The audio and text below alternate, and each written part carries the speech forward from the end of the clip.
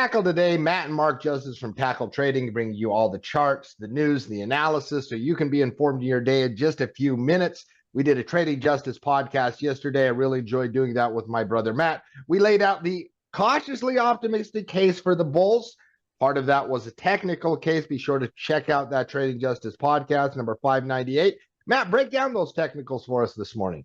Yeah, a little hesitation as we start here on the Monday morning, following a little bit of hesitation from last week as well. You really look at the market playing a little bit of defense following the breakout from a week and a half ago. You haven't really caught that 9 EMA, and many times as the market does consolidate, it does allow that 9 EMA to catch up to it. And once that 9 EMA catches up to it, you start to have a little bit more of a immediate conversation from a technical perspective. And so that 9 EMA is tightening up against the price action, but not a lot of things to be too concerned about. Just some narrow price action as we're digesting a little bit of an overextended situation in the broad market itself. And you're really not seeing any, changes from a technical perspective when you're looking at RSP, kind of just hesitating in a little bit of a high base. The diamonds, the Dow Jones obviously broke out a week and a half ago, just kind of hesitating in a high base. IWM looks very interesting as it's forming a little bit of a pullback in front of a multiple time frame breakout. And then on the Q side of the equation, just again, a little bit of a doji. And that's kind of what we want here, specifically in the Qs, as you do doji here against that previous breakout channel. That looks to be like a little bit of a flag-based pattern that you can see start to turn around a little bit here on the intraday side of the equation. Been pretty choppy. Let's see if we can get above that 488 level for a little bit of dose of confirmation. And that's what we got in the indexes here today. Yeah, listen, you asked for a doji in that Trading Justice podcast at least 3 times that I can remember. It will be nice to see if we can get that doji to act upon tomorrow. While we're following the technical case, one of the cautiously optimistic things we laid out in the podcast was an economic condition that once the worries started to manifest a couple months ago, haven't really furthered those worries. Got a small data point out this morning in Chicago PMI. People have already forgotten it. Small beat, though. Small beat for the record books. Jay Powell is set to speak here in a couple hours in a moderated discussion. There's supposed to be some Q&A. We'll see if that moves the market. But, Matt, it's labor market this week coming up, isn't it? Yeah, it's all about labor this week. Nothing against Chicago PMI numbers, but we saw ISM PMI numbers come out last week, and it really didn't move the market. Market's still in that macro conversation right now. And so Jay Powell is going to be important. ISM manufacturing PMI numbers later on this week, but it's really about labor this week. Labor is the most important economic report to the market right now, and we get a whole bunch of them this week. It's not just on Friday. You start to get labor market data tomorrow with the JOLTS report. Then you get ADP non-farm on Wednesday. You get initial claims on Thursday. And then obviously the granddaddy of them all this week, and quite frankly, this month, you get the labor market on Friday itself with the unemployment rate, non-farm employment change, hourly earnings. And so, yeah, it's a big week from an economic perspective. And it starts, in my estimation, it starts tomorrow, but it's an event this week. It's an event. Absolutely. And we're going to lay this out all through the week. This is the busiest week on the economic calendar for the whole month, starting off the month of October, right, with that labor market data. I think it really does set the stage. I mean, think about it this month. You're talking about a recent breakout in the S&P. You're talking about a retracement in IWM. You're talking about high bases in RSP and the Dow Jones. And you're talking about setting up an environment where you have GDP at 3%. PCE report came in at 2.2% on the year over year from an inflationary perspective on Friday. If labor passes the test, you're setting the stage pretty decent right here. So I think it's an important week. Yeah, and I like what you said in the podcast yesterday. It doesn't have to do anything remarkable this week. Just come in line, right? Inline's good. Inline's good this week.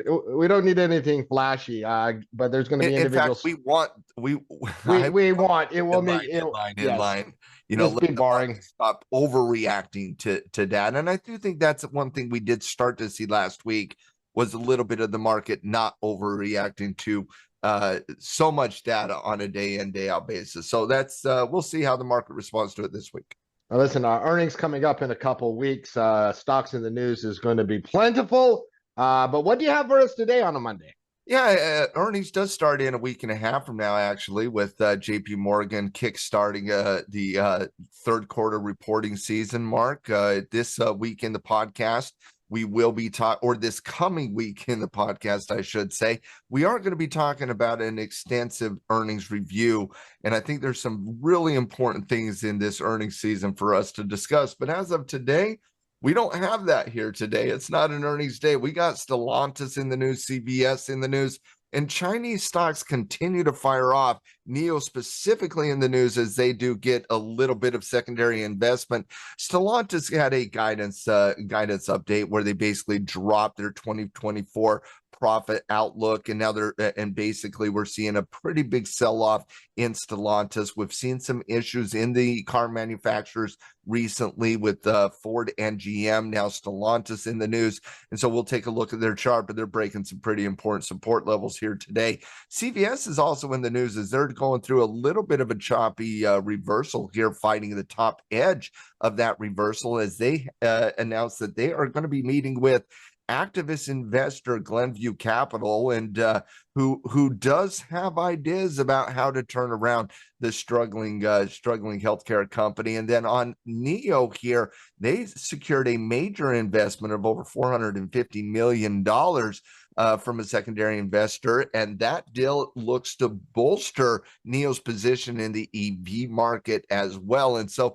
you got that NIO news, but that's coming in line with a little bit of just positive Chinese market. I wouldn't say data, still celebrating a little bit of the stimulus from last week. When you are looking at these charts, let's take a look at CVS very quickly, going through a little bit of a reversal following two earnings cycles ago. Just a really nasty gap. Hasn't really done anything since then, and you're going to like that typically from a technical perspective as you are looking at a little bit of reversal here. Anytime you get a stock that's up above that resistance channel right around 62, looking pretty good out of CVS. NIO, on the other hand, not reversing. That's already reversed. It is on some momentum here, gapped up on the news here today. But in general, for the last three trading sessions, we're really seeing that Chinese stimulus news take hold. BABA, same thing. You're seeing it on BABA. You're seeing it on a lot of Chinese components right now, just letting that momentum play out just a little bit. And then on the Stellantis side of the equation, STLA here, Stellantis just, again, the car manufacturers just have not gotten a lot of lift off recently. Stellantis being the worst of the bunch, Ford second worst, GM obviously a little bit better than the other two, but in general, just a pretty nasty environment for the car manufacturers, and specifically Stellantis had that lowering of guidance for the profit warning in 2024, so obviously not a good look here either. Yeah, no, listen, we're going to continue to break out all of those individual stock stories. Should be some good ones in the coming week. Commodities, dollar still fighting support again.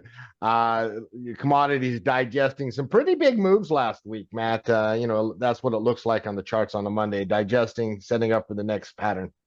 Well, you're in front of a bunch of data that's important to the market. The commodities and currencies are not usually going to front run important economic data the same way stocks will. And so the commodity space is hesitating a little bit. You're at a massive important level of support on the dollar. So let's not be too surprised if that's battling at that very important support level. And I would say the same thing about silver here, as it's battling a very important resistance level and pulling back in front of that resistance level. And I never hate a pullback in front of a multiple time frame resistance channel breakout. Let's see if we can get a little bit of a doji upward movement in price to give a nice upward level of support going into that multiple time frame breakout. On the copper side of the equation, seeing a little bit of a choppy pullback.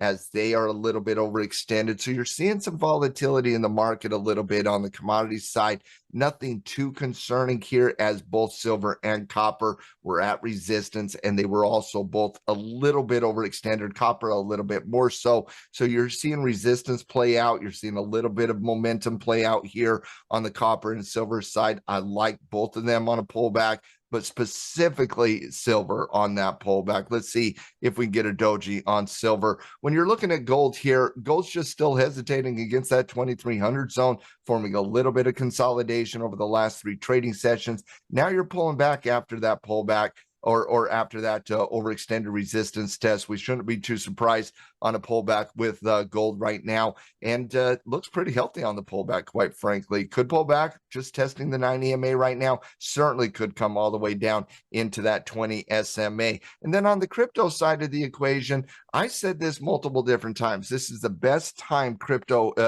has looked, best technical pattern crypto has looked like in the past, I don't know, 6 months or so. I want to go ahead and regret that one here, because now it does not look that good. Fake out, breakout, come right back down into the channel. Shouldn't be too surprised it's Bitcoin, but Bitcoin was trying to clean itself up. That volatility is not enjoyed over here with that type of volatility, but it is what it is. It had a little bit of a breakout, came right back down, was clean. Now it's dirty, back off the radar.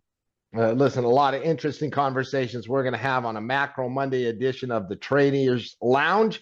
It's a fantastic part of a fantastic community. Come give us a shot. TackleTrading.com. Go to the 15-day free trial. See what we're all about.